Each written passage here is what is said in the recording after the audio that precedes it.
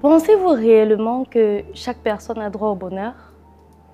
Est-ce que vous pensez qu'il est possible de sortir de sa misère, de son quotidien qui semble plein de colère, plein de haine, d'attaques, pour enfin vivre le bonheur? Est-ce que vous faites partie des personnes qui pensent qu'elles sont nées pour accompagner les autres tout simplement pour souffrir?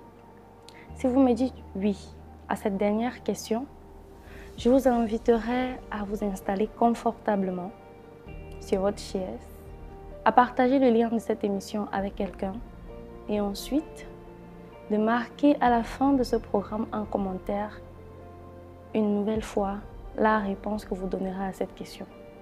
Salut à tous et bienvenue à cette autre édition de J'ai vaincu, voici mon histoire pour ensemble découvrir l'histoire d'une lionne. Elle est jeune mais déjà très impactante, je vous assure, le continent entendra parler d'elle. Je la laisse se présenter, juste le temps pour moi de dire bienvenue Laetitia.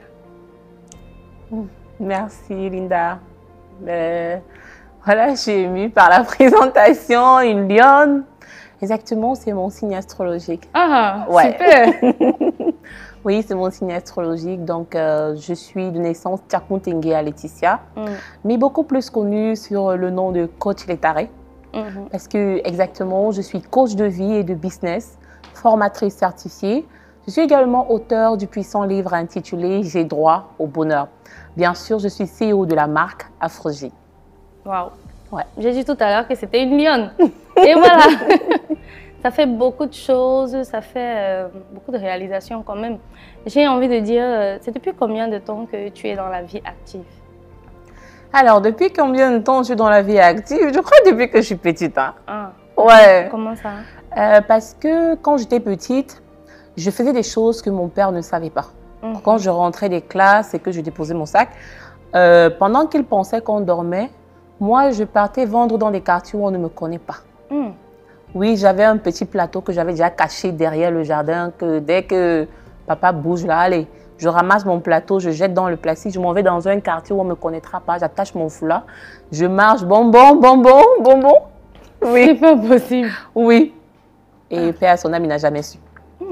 Ah oui. Et même quand j'allais à l'école, je retirais mes cahiers dans le sac, je mettais dans le plastique de 50. Et dans le sac, je chargeais les goyaves. Oui.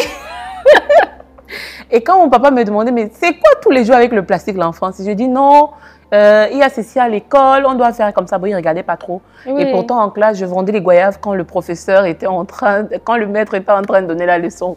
Voilà. Wow. Tes frères n'ont pas remarqué, ta maman, personne ne t'a jamais trahi? Au contraire, j'avais ma soeur qui faisait les caramels tout le temps. Elle me donnait de vendre encore parce que j'avais la main facile pour vendre. Et puis, j'aimais ça.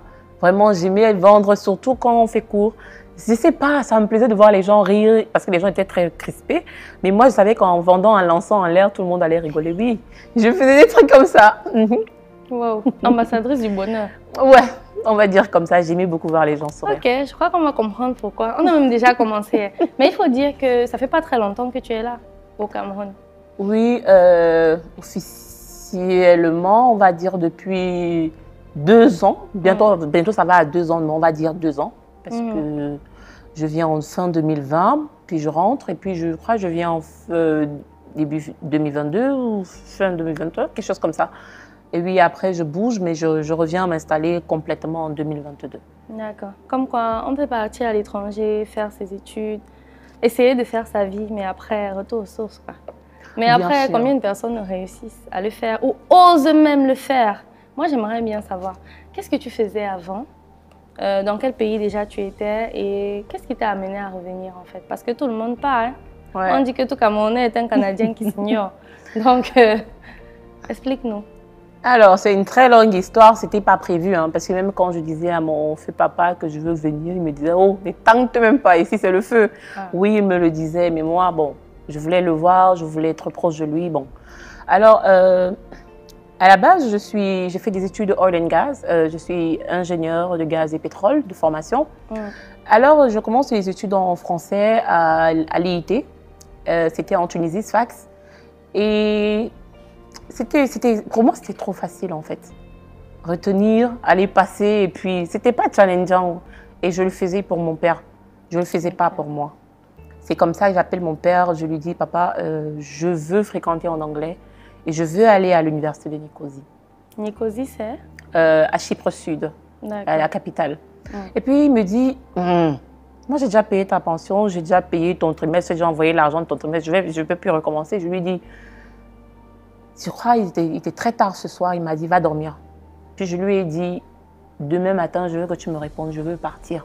Il faut que tu me fasses confiance. De nulle part. Et là, tu as quel âge à peu près? Alors, c'était en 2017. Oui, c'était en 2017. Je devais toucher mes 20 ans. Voilà. Après avoir fait combien de temps en Tunisie? J'ai fait, je pars en Tunisie en fin d'année 2014, 3 ans. Voilà, 3 ans, je vais toucher mes 20 ans. Et puis, il me dit, mais il s'en va dormir. Il était très fâché contre moi, très, très fâché. Ah, j'imagine. Il était très fâché. Ici, il a payé le trimestre, il a payé la scolarité, et puis du jour au lendemain, le loyer, tout. Wow. Il était très fâché. Et puis, le matin, il m'appelle, il me dit, je te fais confiance. Wow. Oui. La nuit porte conseil. Il m'a dit, je te fais confiance. Wow. On était très collés, en fait. D'accord. Il m'a toujours fait confiance. Je crois que c'est l'une des raisons pour lesquelles j'ai autant d'assurance. Il m'a toujours, ouais, il m'a toujours encouragé. Les papas, là. Pardon, prenez l'exemple. Parce que si c'est ça le résultat que ça donne, j'ai juste envie de dire à tous les papas, il faut avoir une relation personnelle particulière avec sa fille. Ouais. Je sentais comme un appel de partir. C'est vrai, it was crazy, but it was like, I have to do that. There is no way I have to do that. Et c'est comme ça qu'il me dit, donc tu vas payer, sache que tu vas investir aussi dedans. Ne crois plus que c'est moi qui vais tout dépasser. J'ai dit, ok. Et puis, comme j'étais toujours battante, j'avais un restaurant en parallèle, je faisais beaucoup de choses. Ouais, j'avais dans un pays. Oui. Déjà un restaurant. Et je travaillais également pour un restaurant pendant les vacances, dont j'avais beaucoup d'argent. Wow. Oui, on disait qu'on ne devait pas travailler là-bas, mais bien sûr, dans le livre J'ai droit au bonheur, j'ai un peu expliqué comment c'est imposé là où on dit que c'est impossible. J'ai pu travailler et je travaillais comme, on appelle ça comme guignol en fait. Ouais. Vous faire rire. Oui. Parce que j'étais noire et on disait que les noirs sont des singes. Et ça m'a donné une idée de travailler, donc voilà. Yeah. Alors, je suis arrivée là-bas pendant les vacances. Voilà, j'ai travaillé comme... Attends, je ne me suis pas encore retrouvée. Ok, dans un pays où on dit que les noirs sont comme les singes. Oui, et on disait que normalement... Pour la plupart, ça passe comme une insulte. Oui, mais vous savez, quand vous avez beaucoup de positivité, mais sauter sur toutes les occasions. C'est leur point de vue, c'est leur décision de penser que je suis un singe. Mais tant que moi, je ne crois pas à ça et que je peux créer une opportunité derrière, moi, je n'ai pas de souci. J'ai travaillé là-bas comme pot de fleurs. Et puis, ça a attiré des gens c'était un glacier. C'était à Sfax, c'était un glacier. Et puis, tout le monde venait parce qu'il y avait une dame noire qui souriait, qui aimait les enfants. Et je me faisais mon argent, voilà. Jusqu'à ce que la rentrée commence et que j'ai été diagnostiquée pour une maladie. Je devais me faire opérer des 2 yeux. Donc, je suis partie d'urgence un jeudi pour aller me faire opérer les 2 yeux. C'est comme ça que j'ai arrêté. Donc, je reviens. Je dis à mon père, fais-moi confiance, je dois partir. Il me dit, ok, si tu le dis, mais sache que toi-même, tu vas investir dedans. Et puis, je vous assure, je ne savais pas ce qui devait m'attendre. Je vous assure, je ne savais pas.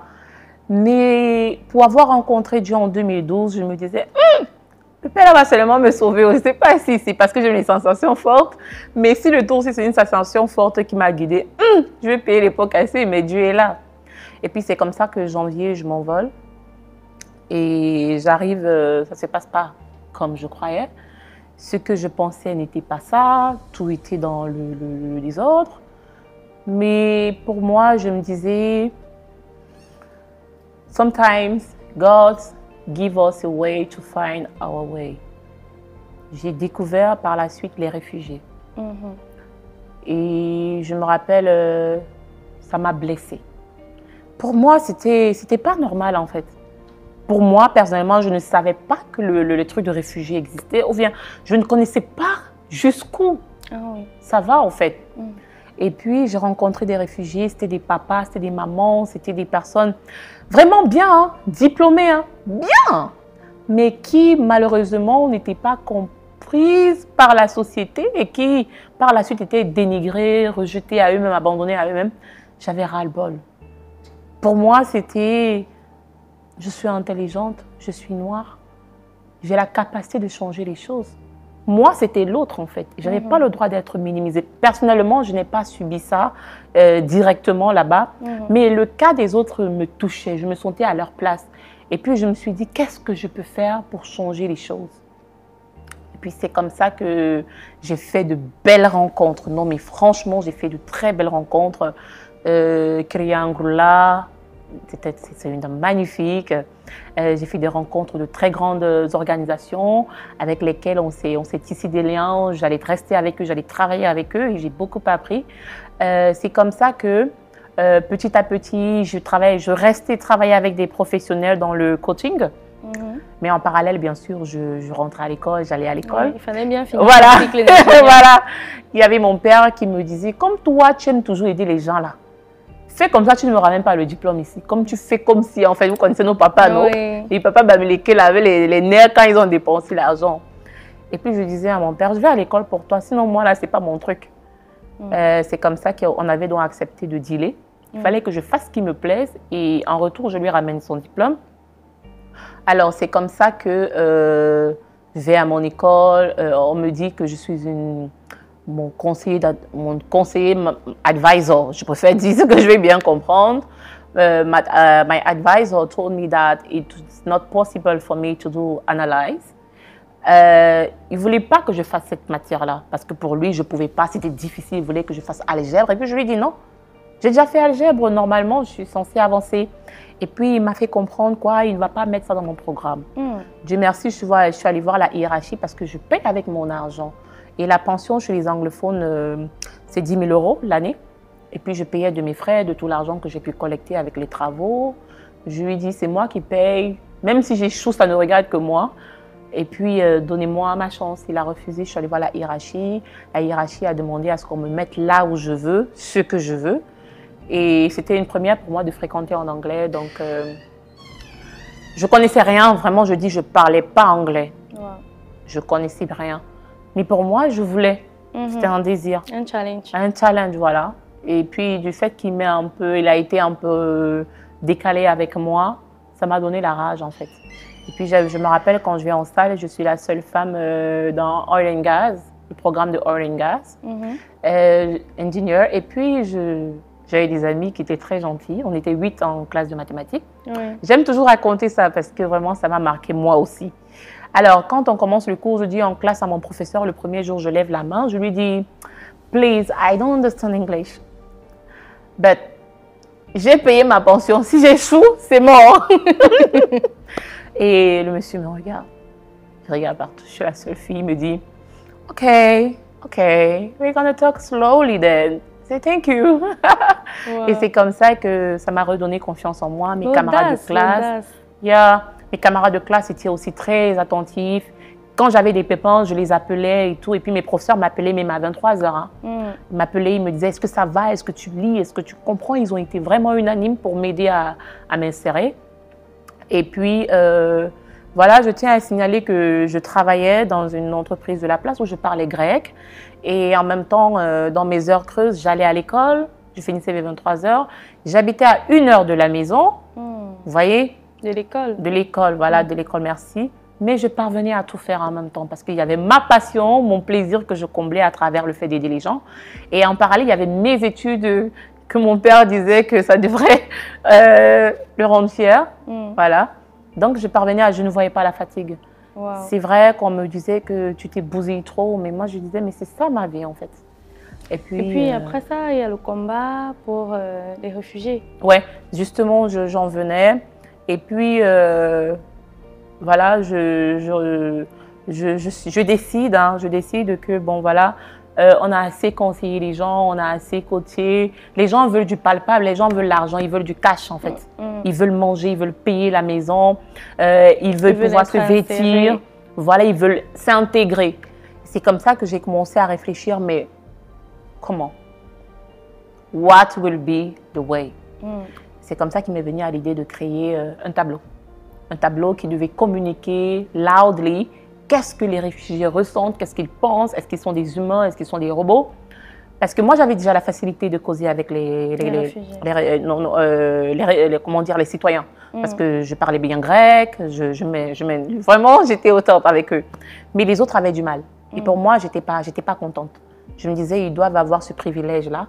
Alors, c'est comme ça que j'ai décidé, j'ai vu que la société, ils aimaient porter les t-shirts qui étaient en tableau. Là, c'est 21 ans, 22 ans. Ouais. Ok, parce qu'après, là, ok. Laisse continuer. Donc, c'est comme ça que je dis, OK, il faut un mur pour peindre ce qui se passe. Wow. Parce qu'on ne va jamais leur donner le micro pour parler.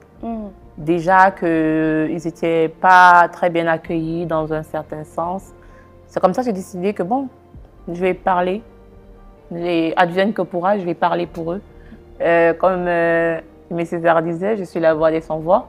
Mais il fallait le faire de la meilleure des façons, avec amour, parce que c'est le meilleur langage en fait.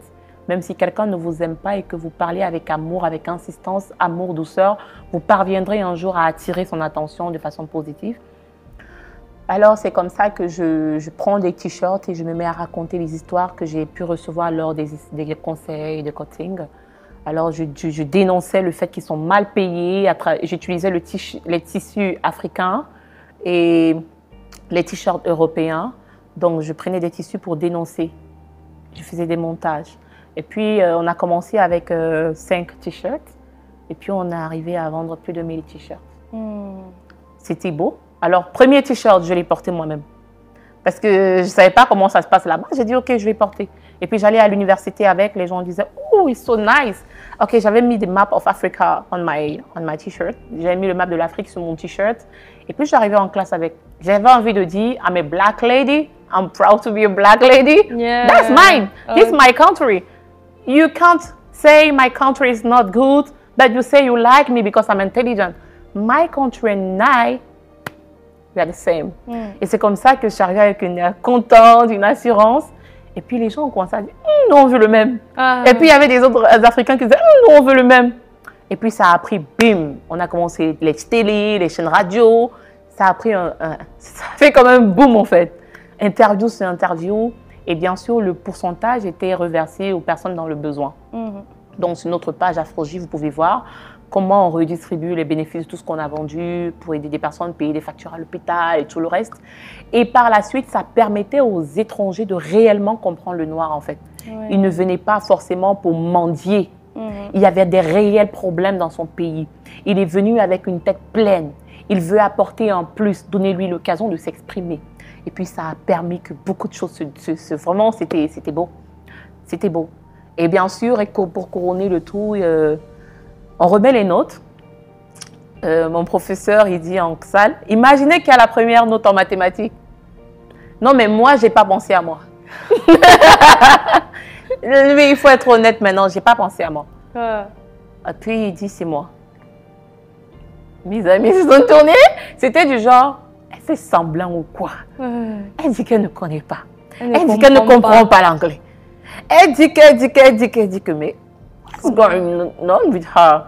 Et j'avais eu 99 sur 100 parce que voilà, chez les anglophones, c'est par 100. Un pourcentage. Voilà, un pourcentage, c'est sur 100. J'avais eu 99 sur 100. Et je vous assure, je vais regarder ma fille jusqu'à la fin que peut-être qu'elle a fait erreur. Hein. Et même s'il a fait erreur, moi, elle ne lui dit pas.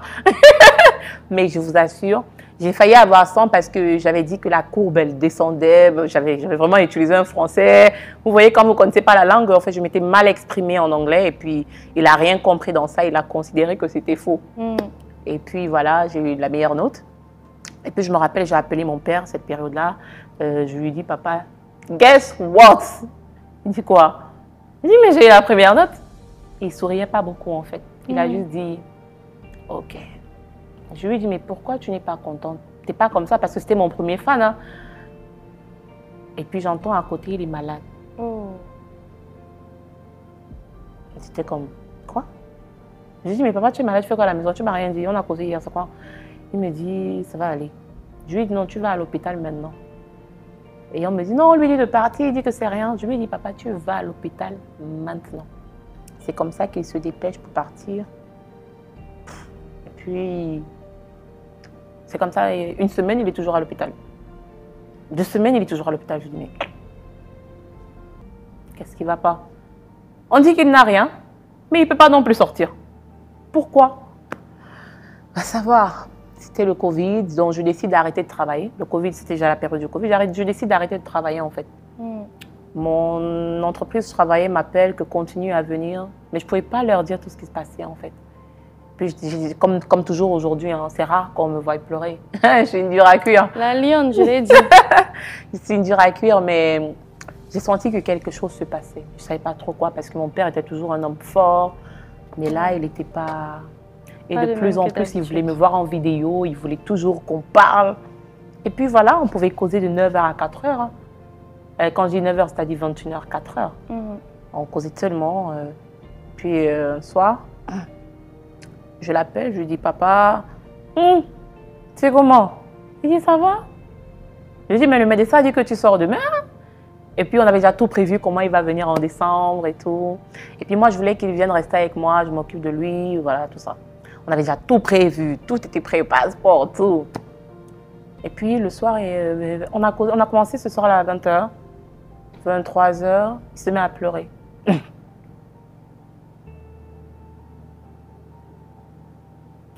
Oh! C'était la première fois que tu le voyais comme ça? Non. Plus petite, je l'avais vu pleurer quand on faisait la messe de requiem de son papa, mon défunt grand-père. Et puis je vois, il pleure. Je dis, mais... Je me mets à pleurer. Je me mets à pleurer et j'appelle Dieu. J'appelle Dieu, je dis, Seigneur, je ne sais pas ce qui se passe, mais je remets tout entre tes mains. Je me rappelle être allée sur YouTube. Il y avait une prière en ligne. J'ai écrit en commentaire, on peut retrouver ça. Hein, si je donne le nom de la page, on peut retrouver, mais je ne vais pas vous donner. Alors, j'ai écrit, mon papa est en train de mourir, aidez-moi à prier. Il y a quelqu'un qui m'a répondu en commentaire, tu as donné ta vie à Dieu. Ah. Ça m'a découragée, j'ai balancé le téléphone, j'ai commencé à prier avec mon père jusqu'à 1h.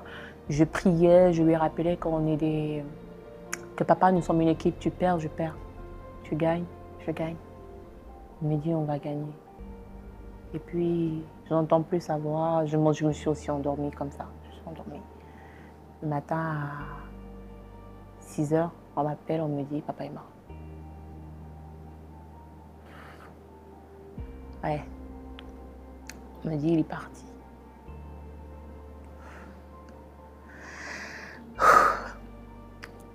Ah.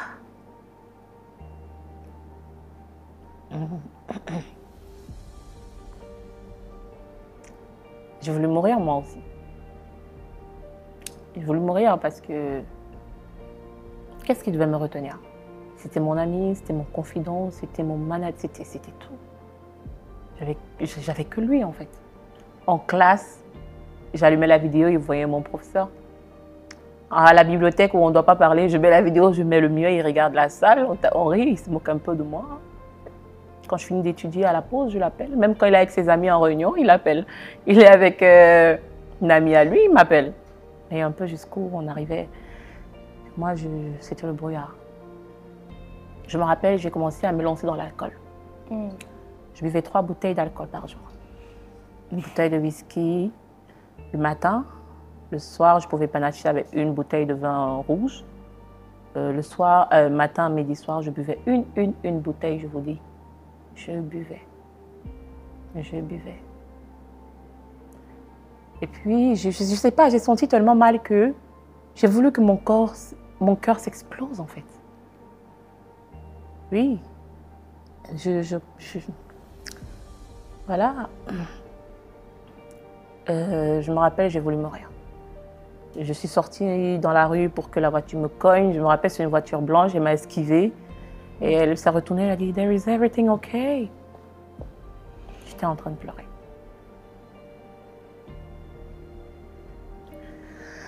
Voilà.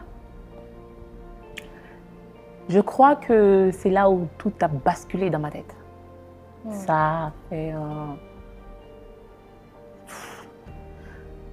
J'appelle ma sœur, je lui dis, est-ce que tu es au courant? Elle n'était pas au courant non plus. Oh, et elle était où? Pas dans la même ville? On n'était pas dans la même ville en fait.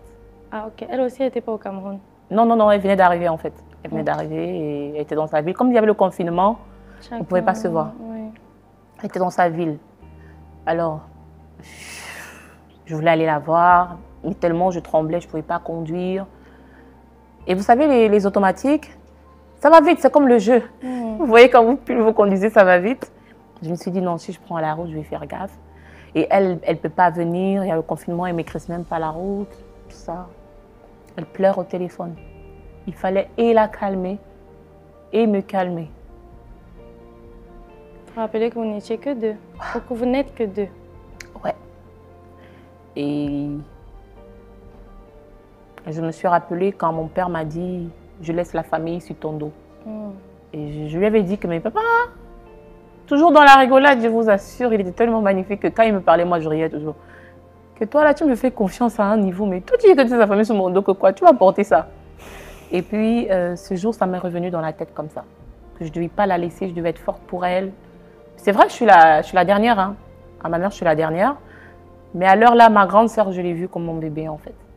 Je devais la protéger, je devais lui permettre de s'intégrer comme il se doit. Et puis à côté, il y avait mon autre bébé qui était d'accompagner les autres personnes parce que je savais ce que c'était d'être dans leur position. Il me fallait travailler pour Afrogie parce que si je laissais tomber Afrogie, on ne devait plus avoir les fonds pour les aider. Il fallait continuer à avoir de l'inspiration pour pousser les citoyens de voir ce côté positif et être attirés par cette lumière-là. Non, mais c'était bouleversé dans ma tête. Et c'était quoi le déclic en fait? En dehors du fait que tu avais ta sœur, tu avais tout ce combat. Parce que c'est facile en fait de se dire que je dois. Mais à un moment, quand on est brisé, on n'a rien à offrir.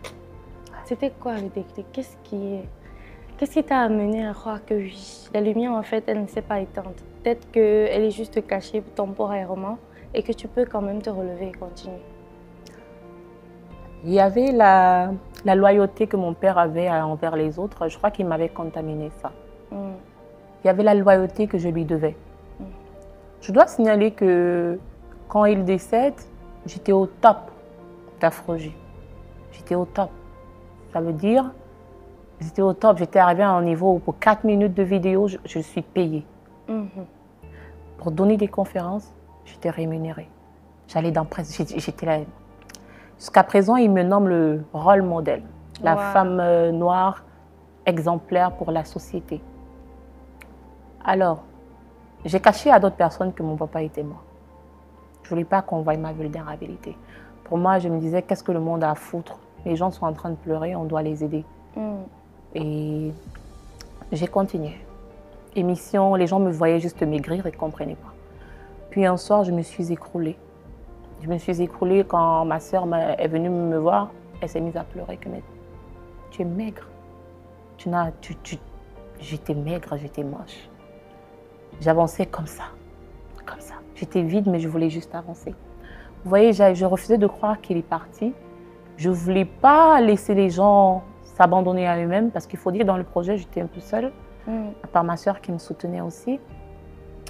Et puis, je me suis écroulée. Quand ma soeur est venue et m'a vue, elle a pleuré. Ça m'a fait comme si c'était un bouffe. C'est comme si on m'avait fait et je suis tombée. Ouais, c'était enfin possible de s'exprimer en toute sincérité. Ouais, elle était là. Puis j'ai cédé à prendre un psychologue. Ouais, j'avais plus le choix. J'ai commencé à me faire assister en ligne avec un psychologue. Ah non, je bénis cette dame, elle a été patiente. Parce que je vous dis, moi je lui disais, hein, en bonne camerounaise, je lui disais, mon frère, toi tu bavardes de quoi là-bas? Tu crois que tout ce que tu fais là, moi c'est mon pardon. Je maîtrise. Ouais, je lui disais. En fait, je me mets un peu à la place de ceux qui aujourd'hui disent que le coaching va me servir à quoi. Moi, je lui disais, demandez. Donc, tu crois que c'est m'écouter là qui m'intéresse? Je vais te dire quoi? Non, mais elle était patiente. Elle a utilisé des méthodes pour me ramener. Elle me disait des mots très bien. Elle me disait, mais si tu tombes, parce que je lui disais, je vais mourir. Je lui dis, et oui, je le pensais, je voulais partir. Parce que j'avais plus rien à faire selon moi, j'avais plus rien à donner. Qui devait me motiver le matin? Qui devait acclamer mes petites victoires? Il n'y avait plus personne. Oui, il y avait ma soeur, mais vous voyez un peu, ma soeur, je l'ai toujours vue comme mon bébé à protéger. C'est différent de la personne à qui je dois rendre des comptes. C'est différent. De ce mentor. Voilà. quelqu'un qui, vraiment, quand je mets point, il applaudit. Il n'y avait plus ça, il n'y avait plus la galvanisation, la motivation. Qui devait voir? Puis je me rappelle, je me suis soufflée. Un jour, j'ai dit à ma psychologue, je crois que ça y est, je vais mourir. Elle me dit, tu veux aller où? Tu es sûre que tu vas retrouver ton père? Je lui ai dit, mais je crois que je ne sers plus à rien. Parce que je vais à l'école pour mon père. Je fais ceci pour mon père. Je cause avec mon père. Toutes mes journées, c'est mon père. Mes décisions, je cause avec lui. Je vais appeler qui? Je me rappelle, j'ai appelé mon père au téléphone. J'ai appelé. Je ne sais pas quoi dire. Et puis, j'ai décidé de faire son deuil. Je crois que c'était en août, quelque chose comme ça, quand le confinement avait baissé. Là, c'est combien de temps après son décès? Avril, mai, juin, juillet, août, 5 mois après. Finalement, tu acceptes? Je décide de commencer, pas d'accepter, de commencer à accepter. Parce que j'appelais, il ne prenait pas, je laissais des messages. Pendant 5 mois, tu appelais? On l'avait enterré? On l'a enterré le même jour qu'il est mort. Wow. J'appelais, je laissais des messages. Ça a dû pas être facile. Ouais, quand je décide de faire son deuil, je me demandais même qui va venir aussi. Vous imaginez?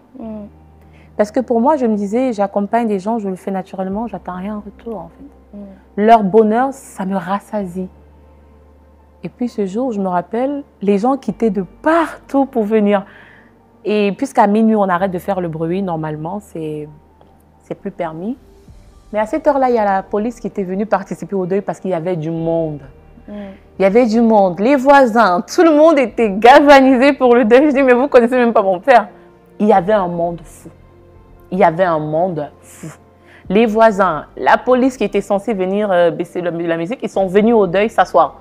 Waouh! Mais c'est quand même toi. Non, c'est pas que c'est... En fait, vous voyez un peu quand vous faites les choses avec le cœur, vous ne regardez pas que vous êtes star. Vous ne regardez pas... Et puis, il y a les grâces qu'on attire. En fait, comme je vous ai schématisé ma vie, c'était boulot, boulot, boulot. Vraiment, je n'avais pas le temps de laisser la Starmania et le Mathieu vu là. Moi, je n'avais pas le temps. Et puis, je dis souvent ça discret. Mon objectif, c'est que les gens se sentent bien. La Starmania allait me distraire. Alors, je ne me laissais pas aller à ça. Je faisais tout vraiment pour me fondre dans la masse et rester focus sur ce que j'avais à faire. C'est comme ça, le soir du deuil où il fallait faire un testimony pour lui, c'est ce jour que j'ai compris qu'en fait, il est parti. Parce que je disais pour la première fois, devant tout le monde, que mon père est parti. Je n'ai pas pu finir, je crois, j'ai arrêté. Mais après, je devais aller au Cameroun normalement. Et c'était le confinement, il fallait bouger, j'ai décidé d'aller au Cameroun. Voilà, je prends mon premier billet, ça ne se passe pas bien, je vais au tribunal avec l'agent, je gagne le procès. Je paye le billet d'avion en novembre 2020. Je viens au Cameroun parce que je me dis, je viens pleurer avec ma famille, le temps qu'on voit comment on va faire les choses. Mais non, j'étais partie avec de cela 7 ans. Je ne savais pas que les gens avaient changé. Je ne savais pas que l'Afrique était l'Afrique que j'ai rencontrée. Je ne savais pas. Et j'ai été choquée par ce que j'ai vu tant bien dans la société que dans ma propre famille. J'ai été blessée. Ils ne le savent pas, hein? Mais je pleurais chaque jour. Et je disais à mon père, mais qu'est-ce que tu as fait? Tu es parti pourquoi? C'est ça que tu veux que je gère, mais j'ai quel âge? Je vais gérer comment? Moi, je ne connais que l'amour. Tu m'as appris l'amour, tu m'as appris le pardon. Tu dois avoir 23 ans, 22 ans. Oui, en 2020 j'avais déjà mes 23 ans bien tapés. Donc, je dis, mais... J'avais l'impression que le côté que mon père m'avait montré n'était pas ce que je venais de rencontrer. Il m'a montré le respect, l'amour, le travail, la loyauté, la discipline. Et puis, je viens au Cameroun, je vois des choses, mais... Et il faut rappeler que tu es chef de famille. Oui. Je dis, mais moi, je suis venue comme ça, tu vois tes tontons, tu vois ta famille. Tu embrasses tout le monde. Oui, tu as les dents d'ailleurs. Non, mais franchement, tu es bête de chez bête. Ouais. Ah oui. Je vous dis parce que déjà, il faut dire qu'à l'extérieur, déjà dans le métier que je fais, vous devez être altruiste, posé, gentil, pour que la personne en face se sente bien. Et puis voilà, je viens avec cette vision-là.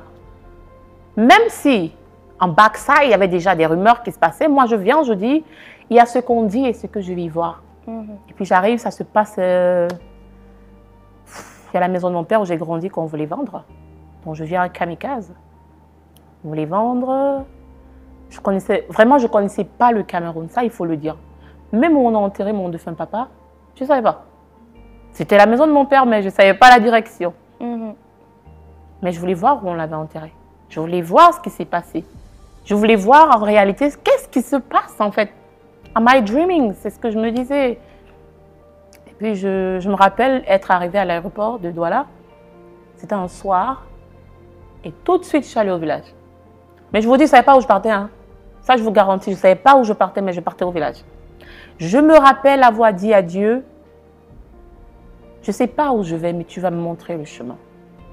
Je suis arrivée et j'ai vu où on a enterré mon père. J'ai coulé des larmes. J'ai coulé des larmes. C'est vrai, je devais normalement couler des larmes parce qu'on a perdu quelqu'un de cher, mais c'était la manière dont il a été enterré en fait. J'ai eu l'impression qu'au même moment, toutes les personnes qui l'ont entouré, je les voyais comme des morts vivants en fait. Je me disais, mais...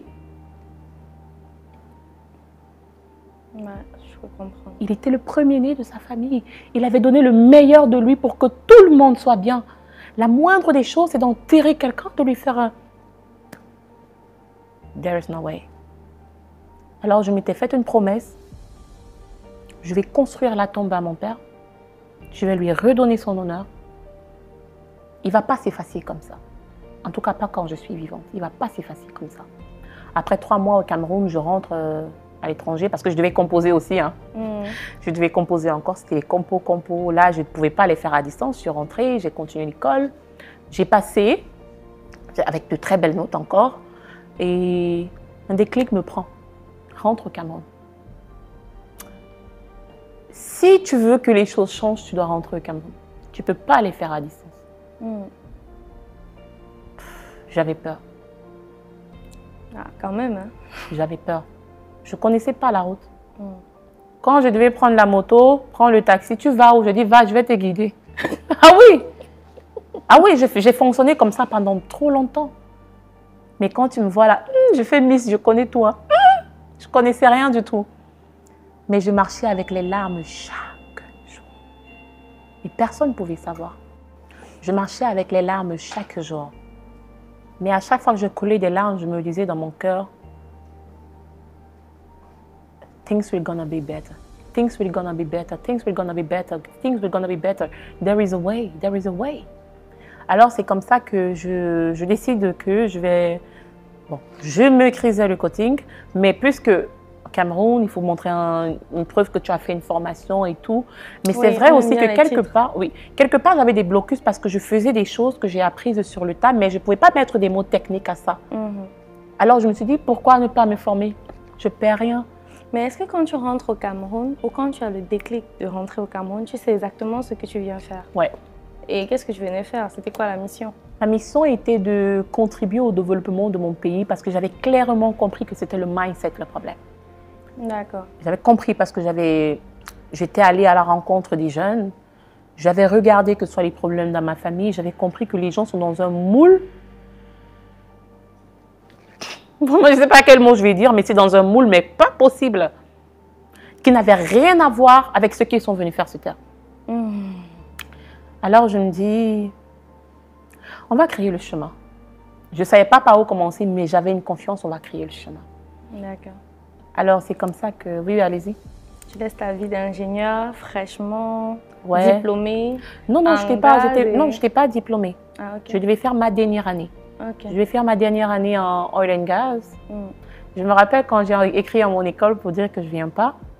Je leur avais dit, j'ai plus l'argent, je ne travaille plus, j'ai plus d'argent, j'ai beaucoup de problèmes, je ne peux plus payer ma pension. Mon père est décédé, j'ai plus rien. J'ai ma soeur, j'ai tous les problèmes. Ils m'ont dit non, fréquente gratuitement. Ah, oh là là. Oui, j'ai dit non, c'est pas possible. Parce que je sais que l'année, c'est 10 000 €. Je sais qu'après, il y a les factures, il y a ceci. Je leur dis non, c'est trop. Pour moi, c'est mais qu'est-ce que j'ai fait pour mériter ça? Waouh, c'est bien ça. Ils m'ont dit fréquente gratuitement. Et puis quand tu auras l'argent, tu vas payer. Oh! Ouais. Mais qu'est-ce que tu as fait? J'ai refusé. Ah, tu n'as pas fini ton année? Oui. J'ai refusé. Je me rappelle, il y a mon professeur de... je l'ai abrégé Oga, hein? Voilà. Il m'appelle un soir, il me dit, ne fais pas ça s'il te plaît. Tu es l'une de nos meilleures élèves. Ne fais pas ça. Et je rentre à l'école. Je commence l'école. Mais en même temps, je plie mes valises que j'ai à faire. Mon Cameroun a besoin de moi. Mon pays a besoin de moi. Je fréquentais juste parce qu'on m'a convaincue, mais je savais que mon pays avait besoin de moi. J'avais déjà plié mes valises, j'ai mis à côté. Mais j'allais à l'école, j'ai composé. Je crois que cette période-là, mon professeur m'appelle, il me dit, voilà, tu as eu 96 ou c'est 86 sur 100. Tu vois que tu as le moral. Je lui ai dit merci, mais je ne reviendrai plus. C'était bon pour moi. Il me dit, mais... Je lui ai dit, j'ai été loyale envers les gens. Mais j'ai l'impression de ne pas être loyale envers mon père. Il m'a dit qu'il laissait la famille sur mon dos. Aujourd'hui, il n'est pas là, on veut vendre sa maison, on veut lui arracher tout ce pourquoi il s'est battu. Il n'y a pas une seule personne qui s'est levée pour se demander, lui, il est où? Il ressent quoi? Et puis moi aussi, je veux l'abandonner pour faire ma vie? Non. Non. Si je suis ce que je suis, c'est par rapport à lui. C'est vrai, il veut que je lui ramène le trophée.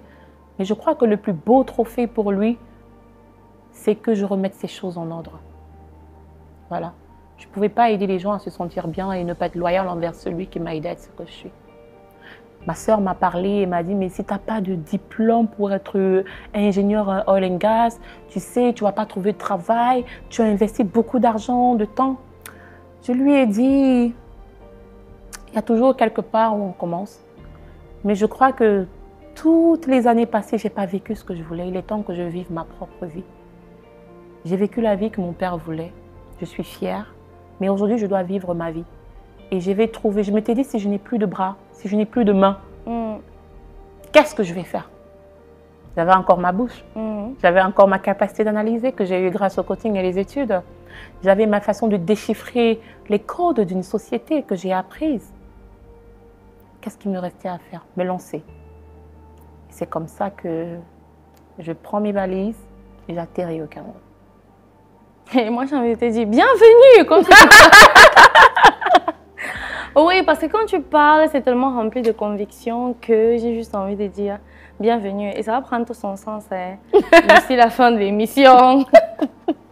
Mais vraiment, j'ai beaucoup d'admiration pour ce que j'écoute. Et je pense que beaucoup de personnes qui regardent ce programme, qui sont peut-être partis à l'étranger, loin de leur pays respectif, qui traversent des moments difficiles ou qui ont comme cet appel. Tu sais, parfois, il y a une voix qui te parle seulement la nuit quand tu veux dormir là, et que tu n'arrives pas à dormir. Rentre, va faire telle chose, va faire. Je suis convaincue que beaucoup de personnes trouveront le courage et même l'audace, parce que ça demande beaucoup. Tu reviens au Cameroun avec la conviction que ton pays a besoin de toi. Ouais. Pour ceux qui connaissent le continent, bizarrement, on a le vert, on a le rouge, on a le jaune. Ok. Pour ceux qui connaissent un peu notre environnement ici, vous conviendrez avec nous que ça demande beaucoup de courage. Et quand tu arrives, tu viens aider les gens dans ton pays, sur les personnes sur lesquelles tu as détecté un problème de mindset. Parce qu'en bon Camerounais, j'ai envie de dire, en bon Camerounais, je voudrais dire... Qui t'a dit qu'on a un problème? That's it. Oui, qui t'a dit qu'on a un problème? On a un problème de mindset. Et puis quoi encore? That's je crois qu'au Cameroun, on a un peu la mentalité de OK, à chaque jour suffit sa peine. Si je peux manger, envoyer mes enfants à l'école, c'est que tout va bien. Si le voisin a un problème, on s'en fout. Si le travail, ça ne marche pas très bien, c'est la faute au pays, au gouvernement. Bon, enfin, on accuse beaucoup le gouvernement. Toi, tu viens avec quelle solution? Et où est-ce que tu t'es installé? Et par quoi est-ce que tu as commencé? Alors, quand j'arrive au Cameroun, je savais déjà ce que j'avais à faire. J'avais un schéma bien précis. Bien sûr, aucun schéma n'est parfait. Il fallait le rôder. Mais quoi de mieux que d'aller sur le terrain? Alors, première des choses que j'avais commencé à faire, c'était apprendre à ne plus vite parler, à ne plus parler avec un ton vraiment étranger. Il fallait que j'apprenne à faire le francam, les trucs un peu comme ça. Il fallait que je casse ça. Alors, pour le faire, il fallait que j'aille dans des quartiers un peu rudes, rester avec des personnes... Vraiment essayer de prendre leur accent. Comme maintenant, là, quand je parle, vous voyez un peu, il me fallait casser ça d'abord. C'était un mur. Parce que quand j'approchais les gens avec cet accent-là, un peu, subitement, on te voyait, waouh! Subitement, on voulait te taxer des prix. Bon, vraiment, il y avait trop de barrières. Il fallait d'abord que je casse cette capacité à rester le « Oh, my name is Dave », vous voyez un peu. Il fallait que je casse ça. Et puis, je suis allée au fond. Ah, ma chérie, j'ai cassé la chose. Je dis, vous dites, j'ai cassé la chose. Je me rappelle, je m'étais payé un cabas. J'avais un cabas là avec un foulard. Quand je mettais ça, non, mais les gens de mon quartier, vous vous rappelez, hein? Donc, je partais rester avec eux. J'essayais de vivre avec eux, leur manière de faire. Ça ne me dérangeait pas. Parce que pour moi, c'était le process. Il le fallait. C'est comme ça que j'ai appris à casser, comprendre un peu les codes, examiner les gens. En parallèle aussi, je me formais, j'approchais les gens. Et puis moi, j'avais pas, je sais pas, j'ai pas honte de dire que je ne connais pas. J'ai pas honte de dire que je ne sais pas, je veux apprendre. S'il te plaît, montre-moi. C'est ce qui m'a beaucoup aidé, je crois. Je disais aux gens, je ne connais pas ça, s'il te plaît, est-ce que je peux apprendre? S'il te plaît, je veux faire ça, comment est-ce que je peux m'y prendre? C'est vrai que tout le monde n'était pas gentil, mais le peu de personnes qui se sont levées pour me montrer m'ont vraiment appris la chose. Et puis c'est comme ça, je me rappelle, j'ai rencontré quelqu'un qui m'avait dit, ma chérie, rentre. Tu ne connais pas où tu es, oh. Rentre. Tout sauf les machines. Tu as d'abord vu quelqu'un partir chez le psychologue. Toi, tu viens encore avec vos coachs de Facebook, quand vous voit vous babader, tout ça là. Et puis moi, je lui ai dit, je connais ce que c'est que le coaching. J'ai vu ce processus changer des vies. Ce processus m'a changé. Ce processus me permet d'être la femme que je suis à l'âge que je suis. Alors, je sais jusqu'où je suis prête à aller pour que l'Afrique, les Camerounais découvrent ce beau métier. Il me dit, continue. Tu ne comprends pas que quand tu dis que tu as compris le continent, c'est que tu n'as pas bien compris. Et puis moi, bien sûr, c'était encore un nouveau challenge où je devais m'adapter. Et c'est comme si parfois je me les challenge, mais non. Non, je confirme. Ouais. Alors là, ça me galvanisait. Ça me rappelait une citation que j'ai écrite dans mon livre intitulé « J'ai droit au bonheur ». Au chapitre 5 qui parle du socialement correct, c'est-à-dire plaire à la société. J'ai une citation que j'ai dite là-bas de Saint-Augustin qui disait « À une loi injuste, nul n'est forcé d'obéir ». Alors, je trouvais que c'était une loi injuste de me dire d'arrêter. Alors, j'avais compris que je n'étais pas obligée d'obéir. Si quelqu'un qui est resté là se dit que le coaching ne peut pas changer, c'est son point de vue. Ça, c'est parce qu'il est incapable de porter le chapeau, la casquette et l'habit qu'il faut pour aller là où il faut. Mais ça, c'est pas moi, ça, c'est pas mon histoire. Moi, je peux. Moi, j'ai tout abandonné. Alors, j'ai plus de capacité de l'imposer à ma manière pour que ça fasse quelque chose. Après, qu'est-ce que je perds d'essayer? Rien du tout. Alors, c'est comme ça que je me suis lancée. Je me suis formée, j'ai rencontré de très belles personnes. Et puis, quand j'ai fini avec ma formation, je me rappelle, j'ai pris des collègues. Après, il faut dire, j'étais la plus jeune, on ne voulait même pas que je participe. Et j'ai dit, je vais faire mes preuves, après on m'a accepté. Alors mes collègues, ils ont à partir de 38 ans, 40 ans et tout le reste, mais on accroche, je les fais des gros bisous. Voilà, je finis, je leur dis, je vais ouvrir mon cabinet. Petite madame. C'est rien Petite de madame. dire, vraiment. Tu as l'audace, hein? Qui va venir? Alors, je leur ai dit, la loi d'attraction, ce n'est pas que dans le papier. Ça va se produire. Oui, il faut appliquer ce qu'on a appris. That's it. That's it. Et puis, vous voyez, je ne sais pas, mais je crois que chaque personne a des prédispositions. Et j'ai le plaisir de dire, je suis née coach. Waouh. Bah, si on était avec un public, j'aurais dit, acclamons. Voilà. Mais à quel moment est-ce que ce livre intervient justement? J'ai droit au bonheur, comment sortir de la misère? Est-ce que c'est une misère financière ou psychologique? Évidemment, comme il est en blanc, c'est une misère mentale. D'accord. Voilà, je n'ai pas mis en noir pour qu'on comprenne que ce n'est pas quelque chose de sale en fait. C'est quelque chose qui est mental. Et j'ai mis en blanc parce que pour moi, l'intelligence, la sagesse, c'est de la lumière. Donc il fallait bien que je souligne ça parce qu'en Afrique, ce n'est pas l'argent qui manque, mais ce sont les mentalités qui doivent changer les choses en fait. Alors, en fait, tu dis, le bonheur est une personne exigeante qui ne visite que ceux qui le méritent. Il faut mériter. Ok. Je crois que là, ça appelle au travail. Le bonheur est une personne exigeante. On a tendance à fuir les personnes exigeantes. Mais pourtant, tout le monde veut le bonheur. Ouais. Ok. Mais je vous promets que vous allez découvrir davantage qui est Laetitia. Moi, j'aime bien dire Laetitia. Elle se fait appeler coach. Les tarés. Les tarés. Ou les tarés, ou c'est grec, ou c'est anglais, ou c'est français. latin. Latin. Ah, ok, c'est latin. C'est la première langue que j'ai apprise, le latin. J'étais en classe de 4e. Coach Les tarés. Ok, et aujourd'hui, être revenu avoir ton cabinet après ta formation, qui est situé déjà où, le cabinet? À MRS Koto. Ouais, juste en face d'MRS Koto, l'immeuble vert en face. Mais bien sûr, c'est sur rendez-vous. D'accord. Donc, c'est un cabinet dédié exceptionnellement au coaching et à la formation. Parce qu'après, je me forme pour devenir formatrice certifiée, c'est-à-dire je suis formée pour concevoir des formations et les animer. Ou alors, une entreprise a déjà conçu la formation, je viens pour l'animer. D'accord. Voilà. Ok. Il faut dire qu'elle ne fait que ça. En fait, il ne faut pas répondre à ceux qui se demandent est-ce qu'on vit du coaching?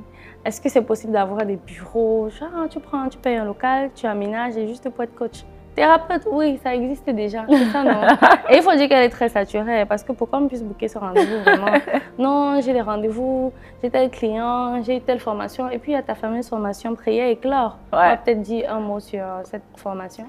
Alors, cette formation, je remercie Dieu encore, qui fait toujours les choses comme il faut, quand il faut.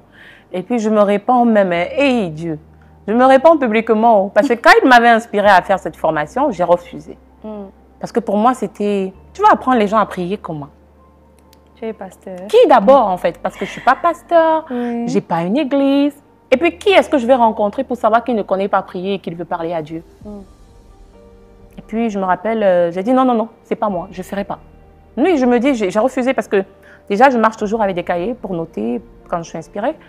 Et puis, j'avais le cahier, j'avais rien à écrire. J'ai déposé sur mon lit, j'ai dit non, je ne vais pas le faire. Une autre fois encore, ça me revient, écrit. Je dis, j'ai écrit quoi? En fait, pour moi, je vais dire, moi, je dialogue avec Dieu comme je dialogue avec vous, en fait. Quand ça me prend, je me mets à lui parler. Seigneur, on fait comment? Aujourd'hui, tu penses qu'on va faire comment? C'est ton... Parce que je dis toujours, je travaille pour Dieu. On a sorti un concept, c'est Dieu mon boss. Voilà. J'aime bien ce truc. C'est Dieu mon boss, voilà. Donc, je lui dis, c'est ton projet. Moi, je suis seulement là pour servir. Je fais comment aujourd'hui? C'est comme ça que je lui demande toujours que le boss, on fait comment aujourd'hui? Et puis, pour le projet, je lui dis, moi, je vais écrire quoi? C'est comme ça que je lui dis, Seigneur, je vais écrire quoi? Je vais commencer par où? Je vais leur dire quoi? Et je ne sais pas si c'est dans ma tête que ça s'est passé, mais j'ai compris que toi, tu dialogues comment avec lui? Vas-y, écris. Tu dialogues comment avec lui? Écris. Et puis, l'inspiration est venue ce soir. J'ai écrit jusqu'à, je crois, 5 heures du matin. Je n'ai pas dormi de toute la nuit. Tout était structuré. Et moi, j'ai juste envie de dire à toutes ces personnes qui se demandent justement à l'instant, c'est quoi ce truc? Est-ce que ça marche? On va inviter les personnes qui ont fait cette formation pour celles des personnes qui veulent bien s'afficher. Parce qu'après, ça reste un sujet un peu tabou dans notre société. On va inviter les personnes à déposer au bas de cette vidéo ou pourquoi pas visiter les pages de coach Les tarés pour véritablement constater l'effectivité et puis l'impact de cette formation. Donc, que je recommande d'ailleurs. Et il y a quand même un autre point sur lequel j'aimerais qu'on se penche. D'accord. Habituellement, quand tu dis aux gens, tu as droit au bonheur, tu mérites le bonheur, surtout quand on parle à quelqu'un qui est en souffrance, cette personne a tendance à dire, tu ne peux pas me comprendre, tu ne peux pas ressentir ce que je ressens, non, tu ne comprends rien. Qu'est-ce que tu peux dire? Parce qu'aujourd'hui, tu t'inscris en tant que coach, thérapeute, et j'ai envie de dire apporteur de solutions à toutes les personnes qui sont encore dans la misère mentale, on l'a si bien souligné, et qui pensent que le bonheur est très très loin d'eux. Donc, qu'est-ce que tu peux dire? À ceux qui disent qu'il faut me laisser comme ça. Tu ne peux pas me comprendre, laisse-moi. C'est normal. C'est normal. Même quand des personnes prennent le coaching, parce que pour faire un coaching avec moi, ils prennent d'abord rendez-vous pour une séance de consultation qu'on appelle souvent la prise de contact. J'aime bien dire consultation parce que les gens comprennent mieux ce langage-là que la prise de contact. C'est un moment où la personne s'exprime tout simplement. Et grâce aux outils et aux méthodes dont j'ai été formée pour avoir, j'accompagne la personne à comprendre qu'en fait, il y a un tuyau, il y a une lumière quelque part. Mais seulement, les yeux ne sont fixés que dans le problème, qui a la couleur sombre. Il ne peut pas avoir la lumière à côté parce qu'il n'a que les yeux fixés sur le problème. Grâce à la hauteur que j'ai et la capacité à comprendre, ça m'aide, moi, à trouver quel canal est bon pour lui vis-à-vis de sa situation. Parce que je tiens toujours à souligner, ce n'est pas nous qui vous guérissons. Nous vous accompagnons à vous guérir vous-même. Très important. Voilà, nous vous accompagnons à atteindre l'objectif que vous vous êtes fixé. Alors, lors de ces séances-là, on se met d'abord à examiner, est-ce que votre problème est d'ordre du coaching ou alors est d'ordre d'une discipline voisine, par exemple le conseil, la formation, le psychologue, la psychiatrie. S'il n'est pas d'ordre du coaching, je vous le dirai. Je vais vous dire, c'est pas de mon ressort, vous pouvez voir un psychologue, vous pouvez voir un, je sais pas. Mais s'il revient de mon ressort, alors là, on pourra élaborer un programme de travail flexible selon votre convenance pour vous permettre de développer des ressources qui vont vous aider à atteindre l'objectif. Et puis, il y a les autres étapes qui sont faciles à atteindre. Donc, pour ces personnes qui se disent qu'on ne peut pas les aider, on ne peut pas les comprendre, c'est parce qu'ils ont les yeux fixés sur le problème. Et en ayant recours à un coach, ça vous aide à comprendre qu'en fait, il y a un autre champ de vision. Il faut juste décaler de l'angle. Voilà. Donc, comme quoi, même si vous êtes dans le noir, il est encore possible pour vous de voir la lumière. Alors, coach Laetitia, bienvenue au Cameroun encore. Laetitia! Vous allez entendre parler de nous dans quelques mois. Ouais. Alors, 2 ans plus tard, bien installé, tu as mis ton cabas, tu avais le foulard, tu es allé dans les rues, tu as essayé de comprendre un peu nos réalités ici. Qu'est-ce que ton agenda prévoit dans les prochains mois, les prochaines années? Qu'est-ce que tu as à offrir en fait? On sait désormais où te trouver. Oui. Qu'est-ce que tu as à offrir? Ta main, elle est tendue, juste le public t'écoute. Si quelqu'un te cherche, si quelqu'un a un problème, il fait comment? Et qu'est-ce que tu as à offrir dans les prochains mois à tout ce continent qui a besoin de toi? Alors, ce que je veux dire, c'est que rester chez vous avec vos problèmes, c'est une erreur. Croire que tout est figé parce que vous rencontrez une situation, c'est un crime contre vous-même. Allez découvrir qui vous êtes, mais surtout gagner en temps en vous faisant accompagner par un coach. Donnez l'occasion à votre couple d'être le meilleur parce que voyez-vous, il y a des veufs, dehors. On dit quoi, des veuves, hein? Oui.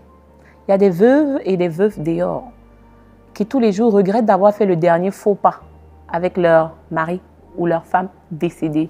Donnez l'occasion à votre couple de se sentir beaucoup plus heureux en découvrant qui vous êtes, la meilleure façon de communiquer. Allez-y, venez, faites-vous accompagner pour vivre des meilleurs instants chaque jour parce que c'est possible de vivre une relation amoureuse sans se tirailler tous les jours. C'est possible. Voilà. Et pour des personnes qui cherchent à découvrir leur mission de vie, qui cherchent à prendre, qui doivent prendre des décisions vraiment importantes, faites-vous coacher. Aujourd'hui, il est rare de rencontrer des personnes qui vont réellement vous dire ce qu'elles pensent ou de vous dire des choses positives qui vont vous aider à réussir. Je vous dis, c'est rare. Vous voyez l'allure avec le poison là, parce que les gens n'ont plus le cœur de parler, mais oui, tue seulement. Donc, faites-vous accompagner par des personnes qui sont formées pour vous aider à atteindre l'objectif, à prendre des décisions qui vont vous permettre d'aller où vous devez aller. Les gens vont vous conseiller peut-être parce qu'ils vous aiment, peut-être parce qu'ils ont quelque chose à attendre de vous, mais en venant chez nous, on ne tient pas compte de cela. On tient compte de qui vous êtes, votre perception, votre vision et ce que vous avez à accomplir. Quoi de mieux? Pour des personnes qui se posent encore la question, est-ce que Dieu existe? Pourquoi est-ce que chez nous, on intervient dans le coaching spirituel? Venez. Et puis, vous comprendrez que si je suis ce que je suis, si j'ai l'audace, si j'ai l'assurance que j'ai aujourd'hui, ce n'est pas parce que je me crois supérieure à vous, mais c'est parce que je sais que le Dieu qui a créé toutes choses est avec moi. Il ne me laissera pas tomber. Pourquoi ne pas vous permettre de communiquer avec lui sans avoir à tenir compte de ce que le pasteur, le prêtre, la famille ou que les gens vont dire? On n'a qu'une seule vie. Quoi de mieux que de se découvrir, accomplir sa mission et puis pourquoi pas se voir à 80 ans être fier de ce qu'on a accompli. On a peut-être des enfants qui vont témoigner. Voilà. J'ai plus rien à dire. Sur ce, merci à tous d'avoir suivi cette émission. Merci beaucoup, vraiment, d'avoir parlé ainsi. Tu sais, le gros challenge sur ce plateau, c'est de parler à cœur ouvert. Il y en a qui ont peur de t'entendre, elle va dire quoi? Les gens qui vont me reconnaître vont dire quoi? Est-ce que j'ai le droit de dire ça? Et même après, on est souvent obligé de supprimer certaines parties pour ne pas blesser la sensibilité. Donc, Vraiment, je tiens à te dire merci au nom de toute l'équipe de t'être ouverte ainsi. Et merci au nom du continent hein, pour ce que tu t'apprêtes à faire dans ce pays. Et... Qu'on s'apprête à faire. Oh, et qu'on s'apprête à faire. Qu'on s'apprête à faire. Oui. Je pense qu'on peut l'annoncer, non dans... Oui, je pense qu'on peut l'annoncer. Bon, je te laisse l'honneur. Ouais. Donc, avant de l'annoncer, je veux que les gens comprennent que le concept, le développement du continent ne se fera pas sans toi, interpelle tout le monde. Que ce soit celui qui veut jeter les ordures par terre, de ne plus le jeter, que ce soit celui qui veut prendre la mauvaise décision de ne plus le faire. Ça interpelle tout le monde. Ça interpelle celui-là qui se lève et qui veut se lancer en entrepreneuriat, de bien entreprendre, parce que voilà, ça va changer les vies des gens, ça va impacter les gens.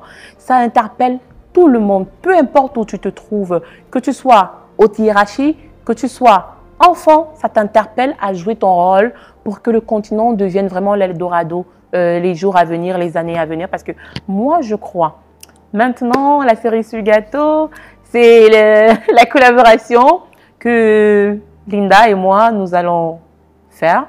Nous allons mettre sur pied un beau programme, une belle masterclass, pour te permettre à toi, que tu sois une femme blessée, que tu sois une femme rejetée, que tu sois une femme abandonnée avec tes enfants, que tu sois une veuve à qui on a claqué la porte, que tu sois quelqu'un à qui on a dit tu ne vas jamais réussir. On a fait ce programme pour toi. Oui, j'ai pas envie de dire vous parce que c'est comme si tu es trop loin. J'ai vécu ça. Linda aussi est passée par là.